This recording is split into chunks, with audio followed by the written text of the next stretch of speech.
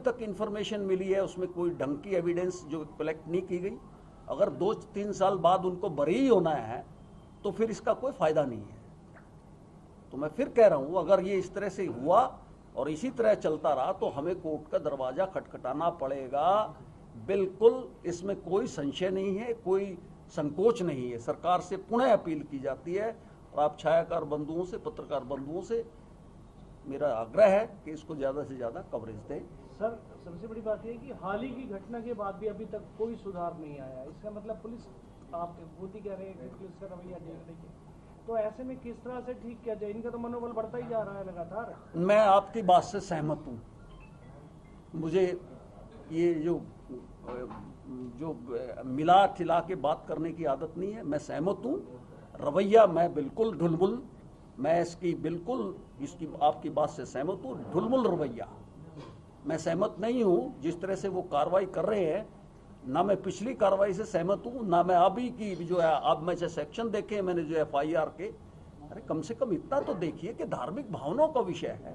हमारी पूजा पत्ती, हमारी यात्राओं पे अटैक करोगे और आप सिंपल 323-41 लगा करके रफा दफा करोगे और फिर बाद में कंप्रोमाइज कराओगे। उसमें भी क्या हुआ? मालब की घटना में पिटाई हुई है और उनकी बिल्कुल दुकान से निकाल करके उनको पीटा गया है और फिर दबाव प्रेशर बना करके कंप्रोमाइज करवा देते हैं। ये क्या तरीका है? भाईचारा निभाने वाले नेताओं के बारे में क्या कहना है जो वहां के आगे बैठ जाते हैं? देखिए, मैं इस पे कोई टिप्पणी नहीं करता। ये जनता समझे, ये जनता का विषय है। कोई भी अपनी ड्यूटी, अगर कोई इलीगल काम करता है, चाहे वो कोई नेता हो, अभिनेता हो, वो कानून से ऊपर नहीं होता। Everybody is with in purview of law. Nobody can dare to violate the law of land. हाँ? सर, बीजेपी की सरकार है और बीजेपी की सरकार हिंदुओं की हितैषी मानी जाती है। ऐसे में मेवात में इस तरह की घटनाएं हो रही हैं, आखिर क्यों?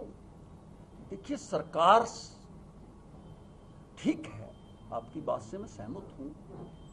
सरकार अपनी तरफ से जो करना चाहिए कर रही है, लेकिन जो कुछ और भी होना चाहिए वो भी होना चाहिए।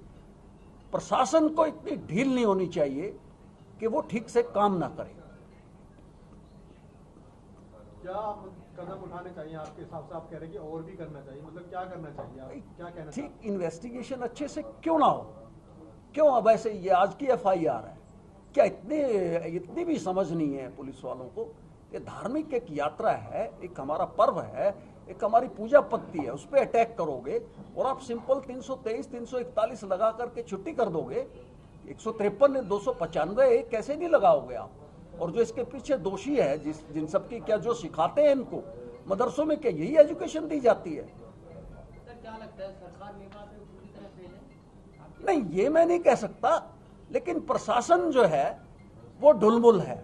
मैं कहूंगा कि प्रशासन जो है, विशेषकर जो है प्रशासन का जो रवैया है वो ढुलमुल रवैया है। SP साहब को तो स्पेशल लाया गया था पिछले, उसके बाद फिर अब जो लेकर के आए वो फिर वो बताएंगे, आप उनसे पूछिए। यानी ये भी खड़े नहीं उतर मेरा अपना पर्सनल ओपिनियन है। कोई अगर मेरी एवेल्युएशन है तो मैं सेटिस्फाइड नहीं हूँ पुलिस के रवैये से। हाँ, नहीं, मैं प्रशासन से की जो अभी तक की कार्रवाई मैं सेटिस्फाइड नहीं। बदला जाना चाहिए। मेरा व्यक्तिगत जो, मैं क्योंकि लीगल बैकग्राउंड का आदमी हूँ, इतनी सब कुछ हुआ है, मुझे संदेह है कि इंक्वायरी जो है एक झील होती है, एक पूरी ताकत लगा करके जो इन्वेस्टिगेशन की जाती है जिससे दोषियों को सजा मिले, उतनी एविडेंस मुझे डाउट है कि नहीं आई होगी।